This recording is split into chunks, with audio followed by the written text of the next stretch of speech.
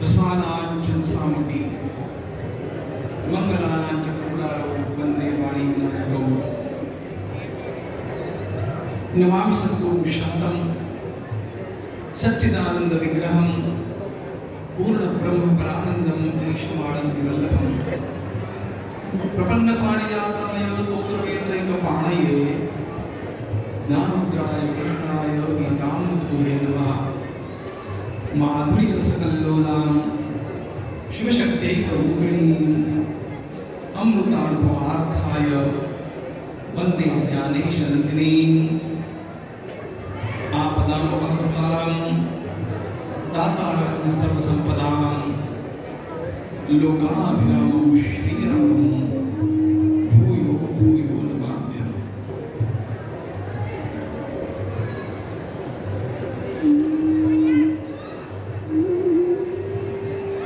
इस परम पावन स्थान में आज प्रातः काल का पूरा सत्र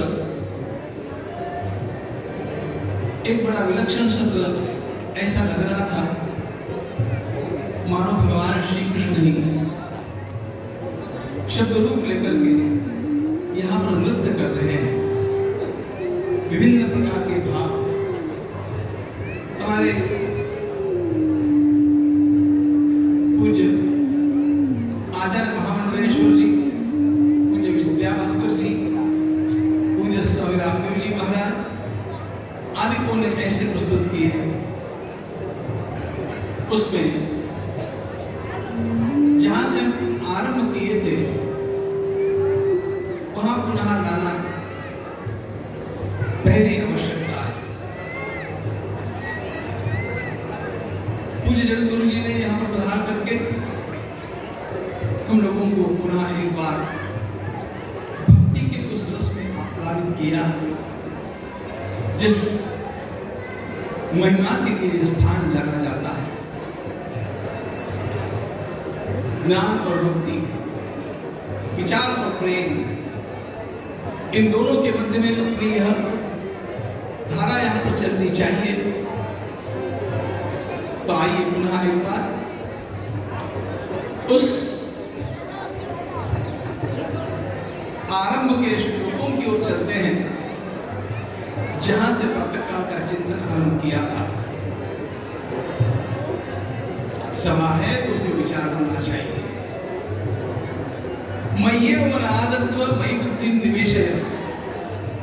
श्री भगवान ने ये कहा, मन मुझ में लगाओ और बुद्धि मन मुझ में प्रविष्ट कर दो।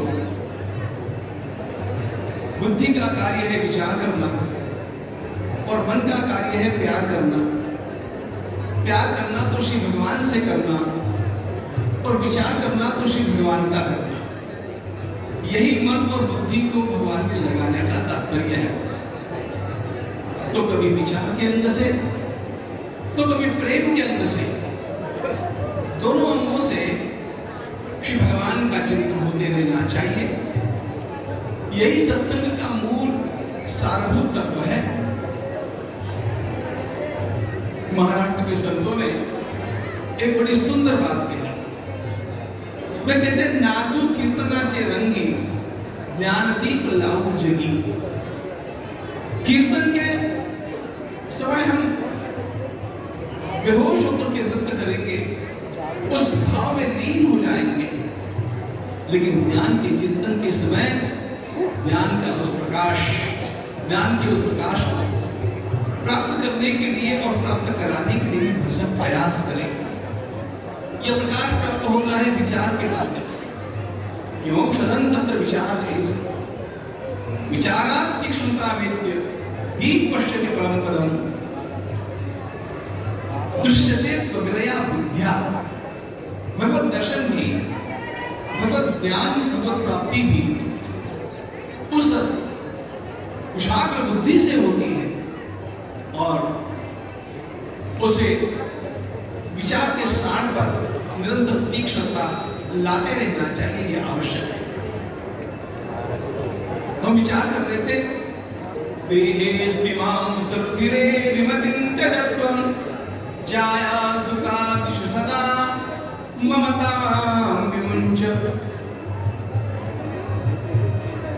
पद्म पुराण के श्रीमद् भागवत के महात्म्य में अपने पिता श्री आत्मदेव को उपदेश करते समय गोकर्ण महाराज ने मानो सारे शास्त्रों का सार निकाल करके दे दिया, साधन तत्व का निचोड़ उनको प्रदान कर दिया। यह हम सब लोगों के जीवन के लिए बड़ा सुंदर वाक्य हो सकता है। उसमें से दो चरणों का विचार हमने किया। देहेश दिमाग तो विवेक मति जगत मति जगत्वम छाया सुतादिषु सदा ममता विमुञ्च। आगे वे कहते हैं वश्यानिशं जगदिदं क्षणभंगनिष्ठं वैराग्यरागरसिको भवभक्तिनिष्ठा। वश्यानिशं जगदिदं क्षणभंगनिष्ठं वैराग्यरागरसिको भवभक्तिनिष्ठा। प्रथम चरण में उन्होंने बतलाया था मैं शरीर नहीं हूं, इसका निध्यासन करना चाहिए पिताजी। दूसरे चरण में बतलाया था जिन वस्तुओं को, जिस दृश्य को मैं अपना मानता हूं वो मेरा कुछ नहीं है, ये महत्व भाव जो मैंने उस पे धरा है उसको यथासंभव समाप्त करना चाहिए। शब्द था ममता, विद्या भास्कर जी ने उसको सदा ममता कर दिया।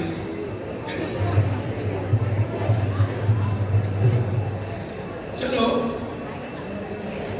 आगे कहते हैं पश्यानिशं जगदिदं क्षणभंगनिष्ठं। यह अत्यंत महत्वपूर्ण इतनी विलक्षण बात है कि जिसको हम रोज अनुभव करते हुए भी, देखते हुए भी देख नहीं पाते। संसरति की संसारः गच्छति इति जगत। जिस संसार को अपना मानते हैं, जिस दृश्य को हम अपना मान करके चलते हैं और जिसमें हमारी सत्य बुद्धि हो गई, नित्य बुद्धि हो गई,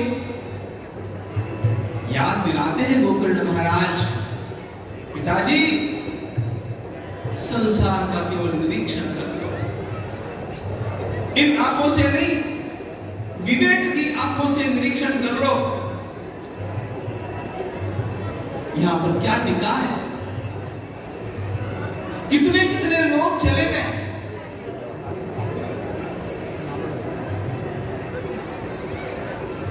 हम जब इतिहास पढ़ते हैं, बड़े बड़े राजा रजवाड़ों के इतिहास पढ़ते हैं, अत्यंत श्रेष्ठ महापुरुषों के इतिहास पढ़ते हैं, उनके वैभव के इतिहास पढ़ते हैं, सब कुछ काल कवरित हो गया, सब कुछ चला गया, इसमें से कुछ भी नहीं रहा। थॉमस अकेम्पिस की एक पुस्तक जो मैं वो क्रिश्चियनिटी की है, लेकिन मैं बड़े चाव से उसको पढ़ता था विद्यार्थी अवस्था में, इमिटेशन ऑफ क्राइस्ट। उसमें उसने एक वाक्य बड़ा भेदक कहा, there are those masters and those doctors. बड़े बड़े सम्राट चले गए, बड़े बड़े राजा रजवाड़ा चले गए, बड़े बड़े योद्धा चले गए, बड़े बड़े विद्वान चले गए, बड़े बड़े महापुरुष सदा सदा के लिए समाप्त हो गए। क्या कहता है? ये संसार निरंतर बदलता जा रहा है। पश्यानिशं जगदिदं क्षणभंगनिष्ठं।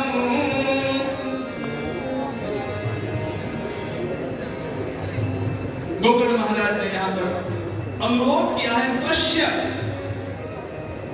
देखो, विवेक से देख करके सोचो। इतना बड़ा वैभव संपन्न कोई भी साम्राज्य था, चला गया। चलो बड़ा इतिहास हमारे सामने नहीं होगा, अध्ययन करेंगे तो आएगा, लेकिन अभी अभी के 30, 40, 50 वर्षों के परिवर्तनों को देख लो, कहां चले गए बड़े बड़े सत्ताधीश, कितना बदल गया हमारे आसपास का परिवेश। जिन लोगों की समृद्धि को देख करके हम आश्चर्य करते थे, आज वो किस गर्त में ना करके पहुंचे हैं। ये सारा संसार निरंतर बदलता जा रहा है। यह क्षणभंगुर है। नलिनी दलगत जलवत तरलम, कमल के पत्ते के ऊपर पड़े हुए दो बिंदु के समान ये दिखते दिखते नष्ट होता है। अपने शरीर की ओर ही देख लो, अपने आसपास के वातावरण की ओर देख लो, और देखते देखते इस बात का भी विचार अवश्य कर लेना कि जिन बातों को महत्व देकर के मैं अपने अमूल्य समय को आज बर्बाद कर रहा हूं, वे बातें कितने समय तक मेरे साथ रहने वाली हैं और कितने समय तक टिकने वाली हैं।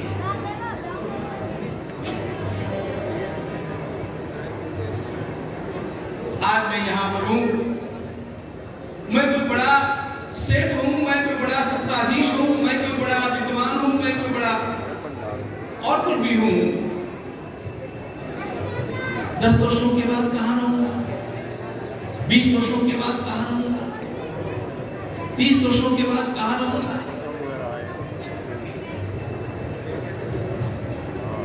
मेरी एक फोटो टांग दी जाएगी और एक सस्ता मिलने वाला हाथ आकर के शायद मेरे बेटे उसके ऊपर डाल दिया करेंगे लोगों को दिखाने के लिए।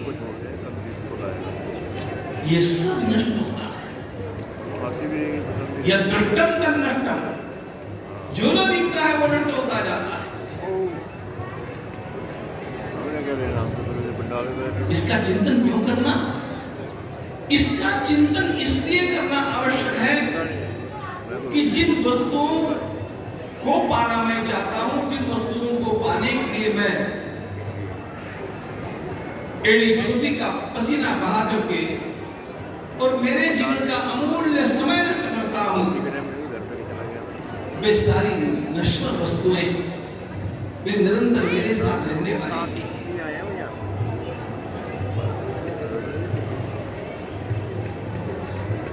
मैं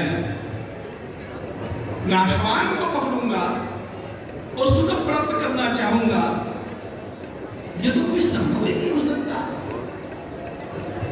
पश्यानिशं जगदिदं क्षणभंगनिष्ठं।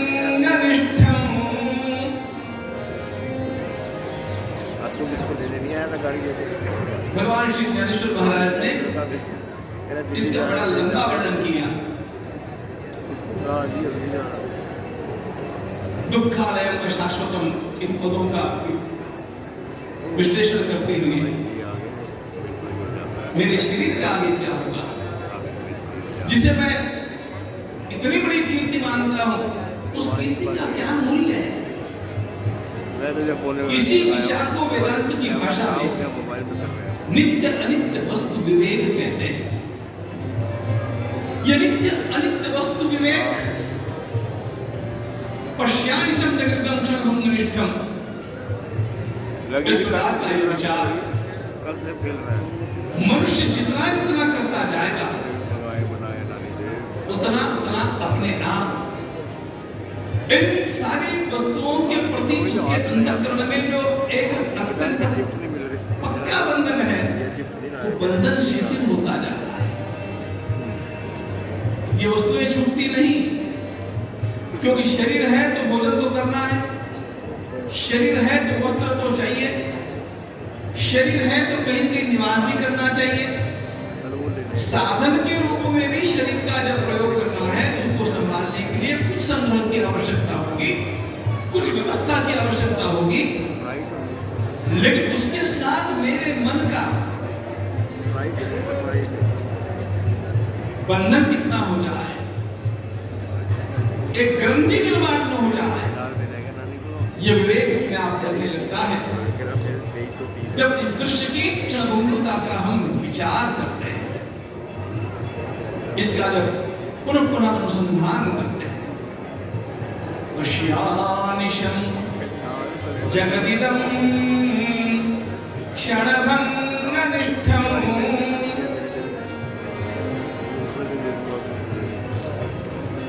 यार दोस्तों के साथ चोरे छाने इतना समय व्यतीत करते हैं, मित्र बदलते जाते हैं, लेकिन उनके जीवन में टेम्पररी कुछ समय के लिए आए हुए मित्रों के कारण उनके जीवन का अमूल्य समय सदा के लिए बर्बाद हो जाता है। ये छात्रों के लिए बोल रहा है। मित्रों के चंगुल में फंस करके, सस्ती लोकप्रियता के चंगुल में फंस करके यदि हम अपना समय नष्ट करते हैं, जो समय साधन में रख सकता था, जो स्वाध्याय में रख सकता था, जो सत्संग में रख सकता था, उसको नष्ट कर देते हैं, तो हमने अत्यंत व्यर्थ वस्तु के लिए अमूल्य खजाने को खोया। यही कहना पश्यानिशं जगदिदं क्षणभङ्गनिष्ठम्। सावधान करते हैं गोकर्ण महाराज पंडित आत्मदेव को, और उसके बहाने हम सभी को, सभी साधकों को इस जगत की क्षणभंगुरता को जानो, पहचानो, अंतःकरण में उसके लिए सावधान। सांसारिक पदार्थों का उपयोग करना गलत नहीं है, वो करना ही पड़ता है, लेकिन अगले चरण में कहते वैराग्य राग रसिको भव भक्ति निष्ठा। वस्तु का उपयोग राग पूर्वक करना, उसमें लिप्त हो जाना, और वस्तु का उपयोग केवल कार्य के लिए करना और मन से उससे कहीं पर नहीं चिपकना, यह एक कला है।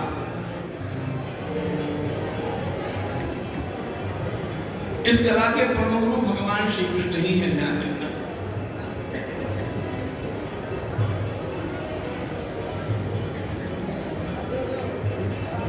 प्रभु की बंसी का वर्णन, उस भाव भरी मुरली का वर्णन, उसके जादू का वर्णन हम लोग कितना कितना पढ़ते हैं, संतों ने कैसा उसका अनुभव किया, इसको देखते हैं।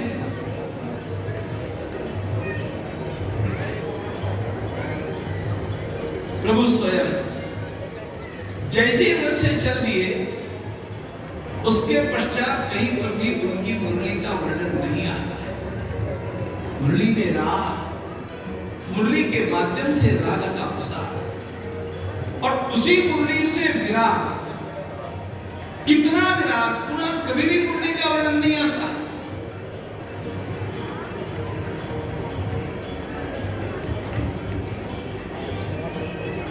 अनासक्त होकर के, वैराग्यवान होकर के मैं जीवन के किसी भी पदार्थ की ओर इस प्रकार देख सकता हूं। तीन बातें वे बांधती हैं, वस्तु बांधती है, विचार बांधते हैं और व्यक्ति बांधते हैं। किसी भी वस्तु में अत्यधिक आसक्ति, किसी भी विशिष्ट विचार में अत्यधिक आसक्ति, और किसी भी व्यक्ति में अत्यधिक आसक्ति, इन सब का धर्म के अंतर्गत रहते हुए उपयोग करते हुए भी वैराग्य राग रसिको भव भक्ति निष्ठा, उनमें अनासक्त रहकर के सारा व्यवहार किया जाए। जैसा कि विद्याभास्कर जी महाराज ने बड़ी सुंदरता में बतला दिया कि कभी कभी दिखाने के लिए भी ममता उपयोगी होती है, उतना उसका उपयोग कर भी लिया जाए, लेकिन यह बाहर का व्यवहार है, यह अंतरंग हमारा भाव नहीं हो सकता।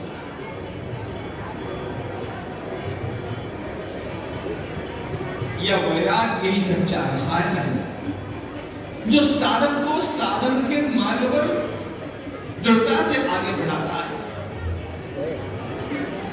हमारे श्री ज्ञानेश्वर महाराज एक सुंदर बात कही। उन्होंने कहा कि यदि आपको साधन आरंभ करके उसकी अंतिम स्थिति तक पहुंचना है तो एक मित्र के साथ मैत्री कर लो, एक मित्र को जोड़ लो। कौन सा मित्र? वे कहते वैराग्य ही सच्चा मित्र है। बीतरागते सारखा जोड़ोने ठेवला नित्य सखा तो आगवियाची भूमिका सवे चाले। बीतरागते सारखा जोड़ोने ठेवला नित्य सखा। ये बीतरागता, ये वैराग्य, ये अनासक्ति, ये अंतरंग में पद्मपत्र विवाह बसा, ऐसा जिसका वर्णन श्री भगवान भगवद गीता में करते हैं। उस प्रकार का हमारा भाव वैराग्य राग रसिको मम भक्ति निष्ठा। अब यहां पर एक बात और, यह वैराग्य भी दो प्रकार का होता है। पर आदि बातों में मैं नहीं जाऊंगा। दूसरी बात मुझे बतानी है, वैराग्य में भी रस होता है, वैराग्य में भी अत्यंत उल्लास होता है। वो कैसे हो सकता है? गोकर्ण महाराज संकेत करते हैं कि काशी वरस उसी को प्राप्त होता है जिसके वैराग्य का अंतरंग भक्ति से जुड़ा हुआ है। भक्तिनिष्ठ, भक्ति अधिष्ठित जब वैराग्य आता है तो नीरस नहीं होता। अनेक बार उन वेदांतियों के साथ जब बैठते हैं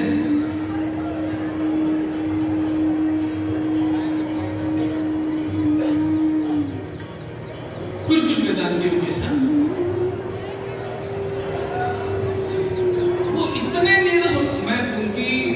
साथ के बारे में कुछ नहीं बोल रहा। अत्यंत श्रेष्ठ प्रणम्य पूज्य लोग मैंने ऐसे देखे,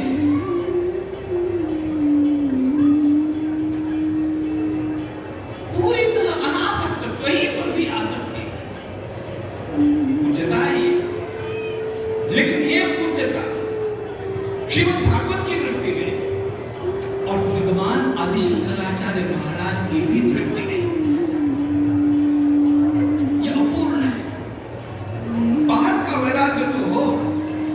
लेकिन अंतरंग आनंद से, उल्लास से भरा हुआ होना चाहिए। और यह तभी हो सकता है जब उस वैराग्य का अधिष्ठान भगवत भक्ति होता है, क्योंकि भगवत भक्ति का अर्थ ही है उस प्रभु के साथ युक्त हो जाना। और वह प्रभु कैसे हैं? भगवान के अनेक रूप हैं। कल पूज्य भाई श्री शास्त्र में बता रहे थे कि स्वर्ण तो वही है लेकिन डिजाइन अलग अलग है। तो ये अलग अलग प्रकार के अनेक रूप तो है।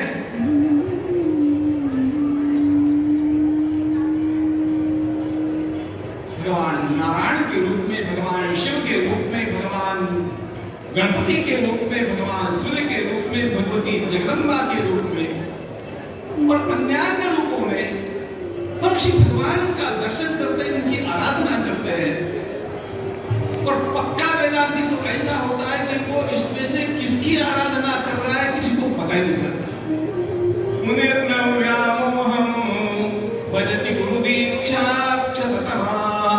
वो गणपतियों के साथ बैठता है तो गणपति हो जाता है, सौरों के साथ बैठता है तो सौर हो जाता है, शाक्तों के साथ तो शाक्त ही लगता है, शैवों के साथ तो शैव ही लगता है, निर्गुणियों के साथ तो निर्गुणी लगता है। ये विविधताएं हैं, ये सारे डिजाइन्स हैं उसी एक परम तत्व के, क्योंकि वह परम तत्व सदरूप है, चिद्रूप है, आनंद स्वरूप है। और उसका वर्णन भगवान वेद करते हैं, रसो वै सहा रसय्येव अयं मध्वा आनंदी। ये अलग अलग जितने भी रूप हैं, जितने भी प्रकार हैं, इनका मूल भाव रस है। रस है। आप किसी भी रूप को वर्णन कीजिए, आप सत्य किसी भी भाव को ग्रहण कर लीजिए, उसके माध्यम से जब उस रसरूपता तक हम जाकर के पहुंच जाते हैं तो संपूर्ण अंतरंग जीवन रस से भर जाता है। और वह रस अखंड रस होता है। संसार का रस कभी कभी नष्ट होगा, ये यौवन जाएगा, धन यौवन वो जाएंगे, चाबी जुगत कपूर नारायण गोपाल भजन क्यों चाटत जगत, धन यौवन वो जाए, धन जाएगा, यौवन जाएगा, आज पद है पद भी जाएगा, आज बुद्धि काम कर रही है, वृद्धावस्था में बुद्धि भी शायद उतना काम नहीं करेगी, सब कुछ जाएगा। लेकिन उस जाने से पहले यदि मैंने अपना कनेक्शन, यदि मैंने अपना संबंध उस रस स्वरूप परमात्मा के साथ जोड़ लिया, वैराग्य राग रसी को और वह अंतरंग रस प्राप्त करने का श्लोक मैंने खोल लिया, तो ध्यान रखना मित्रों, संपत्ति रहे चाहे जाए शरीर, वृद्ध हो जाए, कितनी भी बीमारी आ जाए, मुझे मेरे सामने दारिद्र का कितना भी बड़ा विडंबना देखने का प्रसंग आ जाए, कितना सम्मान कितना अपमान भी देखने को मिल जाए, ऐसी व्यवस्था में अंतरंग का आनंद कभी समाप्त होगा नहीं, क्योंकि वे श्री भगवान श्री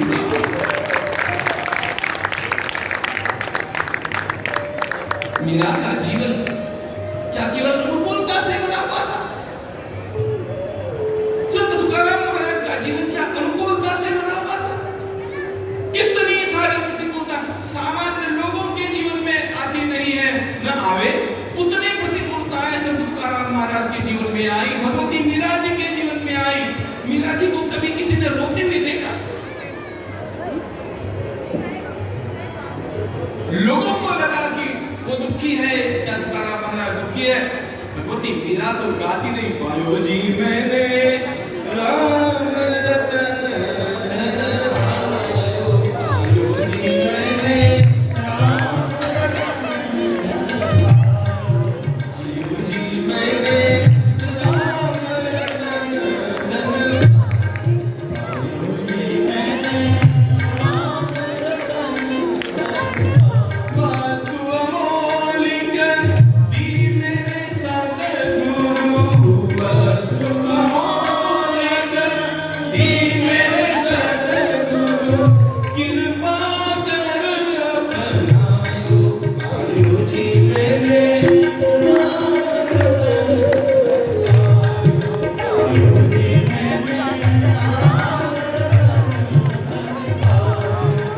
मीरा के पद थिरकते रहे, मीरा के घुंघरू बजते रहे, मीरा नृत्य करती रही, मीरा गाती रही, क्यों? उसने उस रस के साथ रसोमयी सा कृष्ण रसरूप है,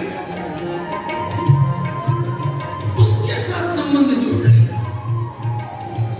और ऐसी अवस्था में ध्यान रखना, वैराग्य लाना नहीं पड़ता, तब तक श्रेष्ठ महात्मा वैराग्य लाते नहीं है, वो वैराग्य अपने आप प्रस्फुटित हो जाता है।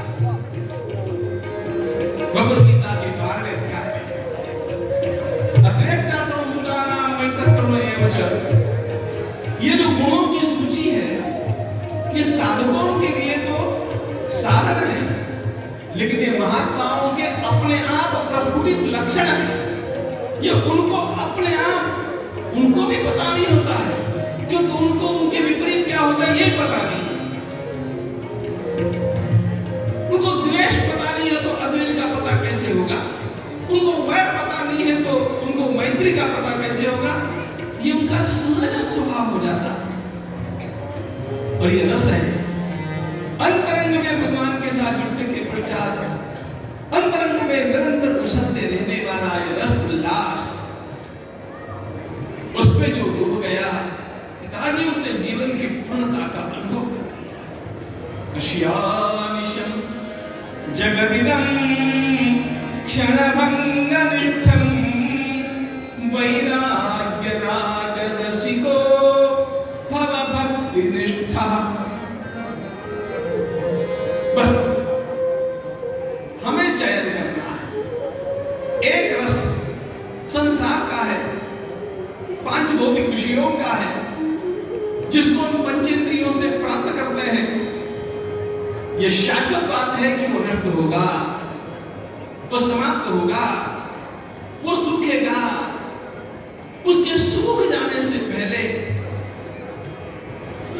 मैं वहां पहुंच जाऊं जो रस सूखेगा नहीं। इसलिए गोस्वामी जी महाराज ने बड़े सजे हुए सुंदर शब्दों में कहा, सुखी नीर जहां नीर अगाधा, कृष्ण का नीर अगाध। संसार सूख जाएगा, कृष्ण सूखेंगे, वो रस सूखेगा नहीं। उसी मार्ग पर आगे चलने के लिए थोड़ी थोड़ी शक्ति प्राप्त करना, थोड़ी थोड़ी क्षमता का संवर्धन करना, इसलिए हम लोग प्रतिवर्ष मंडली आते हैं। सद्गुरुदेव की कृपा से, श्री भगवान के अनुग्रह से इस पवित्र स्थान में आकर के कुछ घूंट पी करके जाते हैं, ताकि हम भी इस अवस्था को प्राप्त होने के लिए प्राप्त हो जाए। अगला श्लोक कर देखें।